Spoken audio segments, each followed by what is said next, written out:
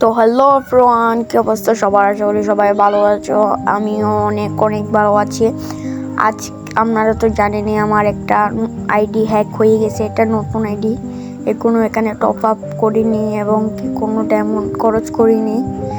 আজকে free event আপনারা দেখতে পাবেন এক স্পিনে কিভাবে আমি বান্ডেলটা বের করে নিই। তো চলেন শুরু করা যাক। গেলাম, এটা একটা গ্লিচ আপনাদেরকে বলে দেব আমি। দেখেন গাইস, এক স্পিনে দেখছেন পেয়ে গেছি। এই গ্লিচটা আপনাদেরকে বলে দেব। তার